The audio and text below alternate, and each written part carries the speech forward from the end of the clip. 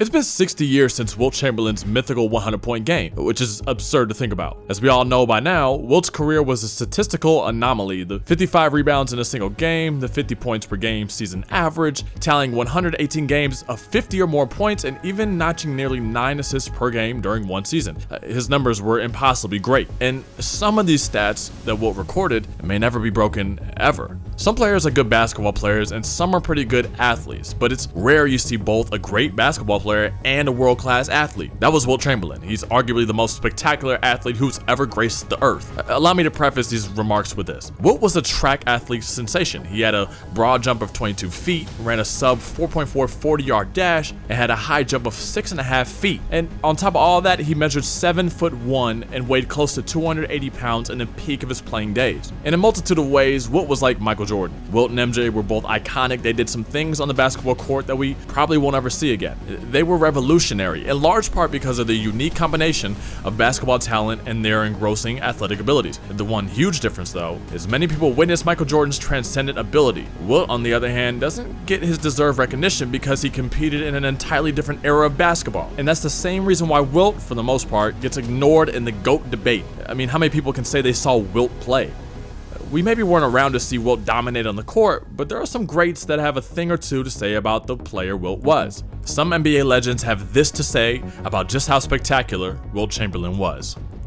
After Wilt and Bill Russell dominated the NBA in the 50s and 60s, there came another talented young big in 1969. He was next in line and was prepared to carry the mantle for the next generation of greats. Kareem Abdul-Jabbar was only 26 years old and in his fourth season when Wilt retired, which is why Kareem always saw Wilt as an idol rather than an adversary. In an interview in 2019, Kareem said, "Well, you know, as formidable as Shaq was physically, 300 pounds of steel and agility and athleticism, Wilt was all of that." Wilt averaged 16 points and 18 boards in 27 games head-to-head against Kareem, a far cry from his career averages of 30 and 23, but he did win 14 of those 27 matchups. Kareem, in an earlier interview, gave fans an insight into his intense battles with Wilt, saying, "Wilt would have destroyed me," when describing how Wilt would have terrorized him had he not prepared with extra intensity before their matchup. This quote from Kareem goes to show you just how physically imposing Wilt was, even to a huge man like Kareem, who was 11 years younger. Michael Jordan is still universally recognized as the greatest of all time, so you would think that MJ's teammates, the same guys who witnessed his magical play, would say the same thing.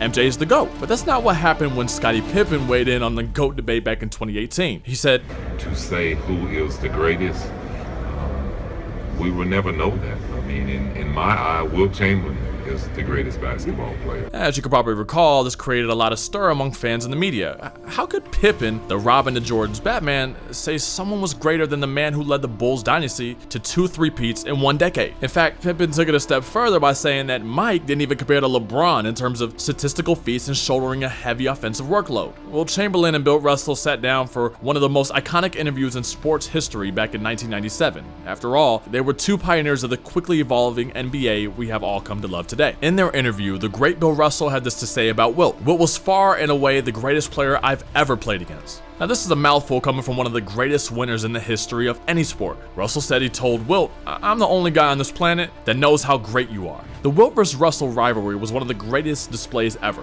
They squared off over 140 times in just the 60s decade. And though Russell and the Celtics won many of their championships at the expense of Wilt's team, the 11-time world champ couldn't help but to rave about the sheer dominance of Wilt. When asked about the reason Wilt averaged 50, Russell simply said, "That was special." Russell ended up winning the MVP the same year Wilt averaged 50. It was also the same year Oscar Robertson averaged a triple-double. Still, Russell acknowledged just how mind-blowing that year was for Wilt. The 11-time world champ clearly saw Wilt as a comparable threat. Wilt and Russell's battle set the stage for generations of riveting rivalries. Some of these great battles included intense final games. Many of us are familiar with the iconic 1969 NBA Finals.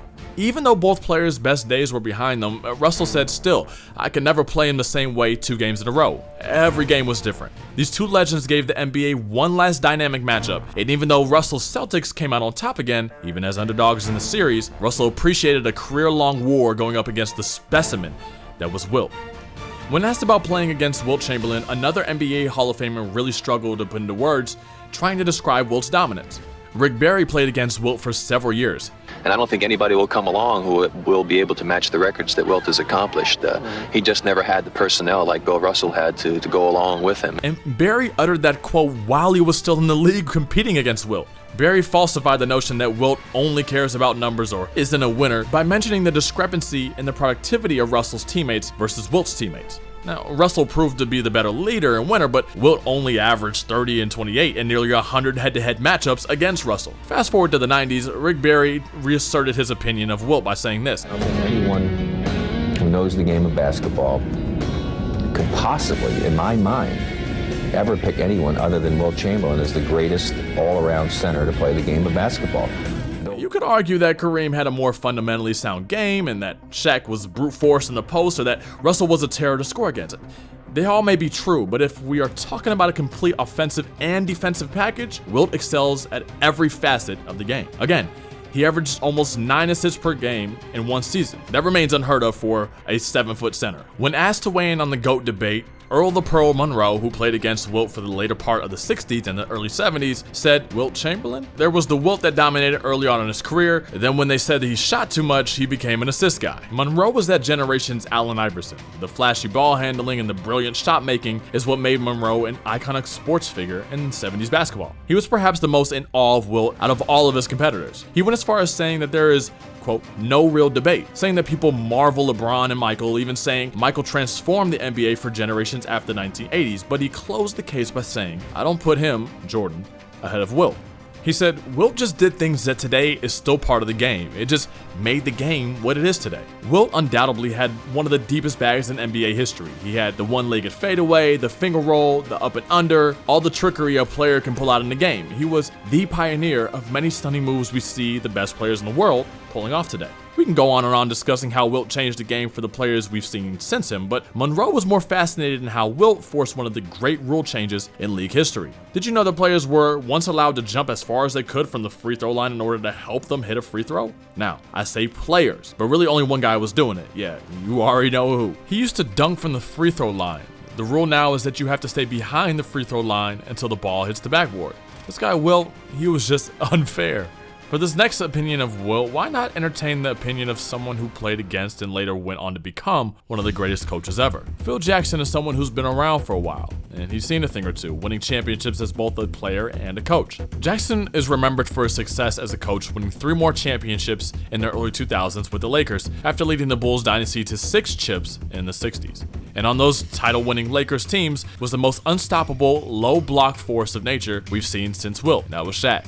So, when Jackson was asked to settle the debate on the most dominant offensive force ever, he said that Shaq didn't nearly have the speed or athleticism that Wilt had. When comparing the games of both the 7-foot giants, he said Shaq had a jump hook, Wilt had an array of shots. He had a hook, a finger roll, and a turnaround jump shot. In response to Jackson's comments, Wilt confessed that Shaq's game is perfect for the new age NBA, but if he was facing me, not so good. I'm the guy who bench presses 600 pounds. Talk about a savage response. And it's easy to forget that Shaq was an athletic freak in the earlier stages of his career. Had he been committed to taking care of his body the way Wilt did, the comparison would certainly be intensified. Even Shaq paid homage to Wilt in an early interview. He went on talking about how you have to go earn the title as the most dominant ever. He even said, most dominant ever. MBE. Now, if I would have passed him up, I would have arrogantly said Shaquille O'Neal is the most dominant player ever. Don't ever ask me the question again. Now, what about the man himself? Where in the NBA's hierarchy of great does Wilt think he ranks? Although Wilt hasn't publicly stated that he's the best player to ever walk the earth, his words certainly reflect where he ranks himself all time. We heard the comments he made on him versus Shaq. We heard Bill Russell call him the greatest player he's ever seen. We've heard numerous contemporaries call Wilt the GOAT. After all, these were the legends that observed Wilt closely from the years they spent competing against him. People today almost put a limit on Wilt's greatness, particularly because he only won 2 championships in the decade and a half he played. And of course, Wilt acknowledged it in an interview during the mid-90s. I don't think, you can predicate how great a guy really is or because he has championships. There's a lot of guys on those championship teams who've done nothing. Go ask anyone who loves basketball, who was the greatest scorer of all time? They'll probably tell you it was MJ because of his 10 scoring titles, but Wilt wasn't ready to concede that title either. My first 7 years, I scored a lot of points, Wilt said. If I continued to score, I would have averaged 40 points for my whole lifetime. This was Wilt describing how he sacrificed scoring to increase his assist total. total. We already know that great story. Speaking of great stories, this was Wilt. For us today, well, his entire career was fairy tale, unlike something we'll ever see again. He's arguably the most gifted athlete in any sport that we've ever seen. With the way he ran, could jump out the gym, and the sheer force of nature he was, makes it kind of hard to believe a man like that existed. Championships on his stellar resume lack, and that's the reason why Wilt isn't brought up enough in the GOAT debate. But had he not run into Russell's Celtics featuring more than 5 Hall of Fame players, it's likely Wilt's status as a winner would have been on par with his inane statistical feats. But we are where we are, and Wilt remains on the pedestal of one of the few truly spectacular athletes in sports history.